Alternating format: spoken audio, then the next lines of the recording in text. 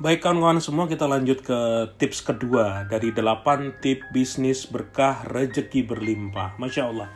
Tips kedua adalah perbaiki ibadah total. Semua yang wajib dan sunnah maksimal dilakukan.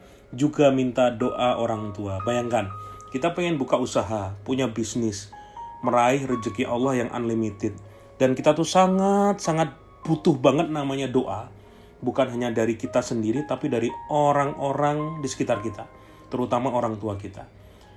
Dan Allah itu akan ridho kepada orang-orang yang apa? Yang memang benar-benar bertakwa kepadanya, melakukan kebaikan-kebaikan, pasti Allah akan membukakan pintu rezeki. Saya bacakan sebuah ayat Quran, surat Fatir ayat 29. Terjemahannya adalah, sesungguhnya orang-orang yang selalu membaca kitab Allah dan mendirikan sholat dan menafkahkan sebagian rezeki yang kami anugerahkan kepada mereka dengan diam-diam dan terang-terangan, mereka itu mengharapkan perniagaan yang tidak akan merugi. Tuh. Jadi benar nih, saya ketemu dengan banyak teman-teman pengusaha yang bisnisnya itu boleh dibilang jangka panjang, kena. Bukan mereka yang baru 1-2 bulan, 1-2 tahun terus hancur bangkrut ya. Tapi orang-orang ini yang levelnya bahwa mereka punya bisnis sampai puluhan tahun, belasan tahun.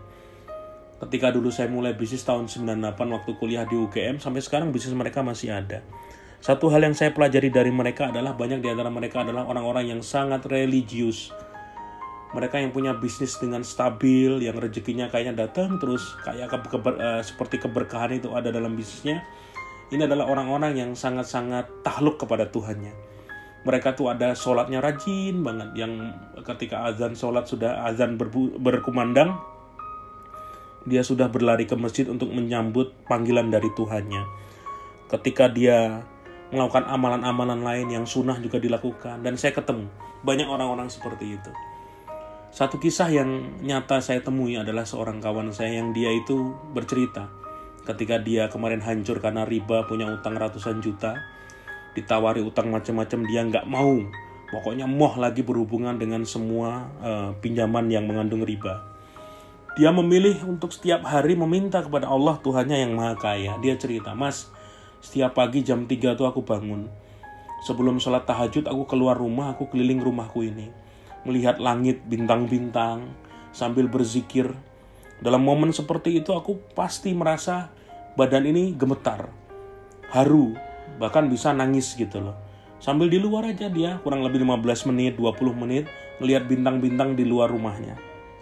Ketika hatinya sudah terpanggil, hatinya sudah lerem, bahasa Jawanya mungkin lerem ya, baru dia ambil wudhu dan dia sholat tahajud. Di momen itulah dia bercerita, katanya dapat, pasti sholat itu bisa nangis, sholat itu benar-benar bisa pasrah total kepada Allah.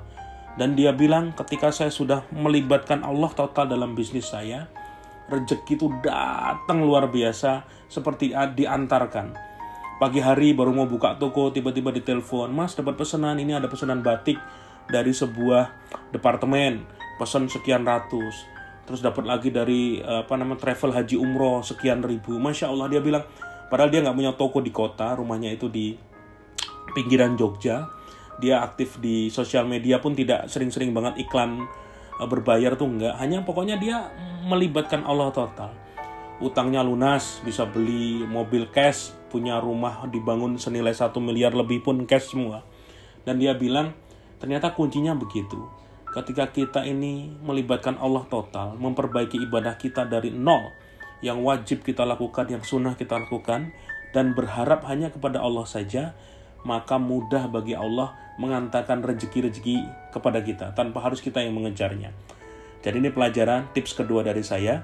Jika kalian pengen berbisnis, maka libatkan Allah total dalam usahamu. Lakukan kebaikan-kebaikan ibadah sepenuh hati, seikhlas-ikhlasnya, dan niatkan hanya untuk meraih ridha Allah saja.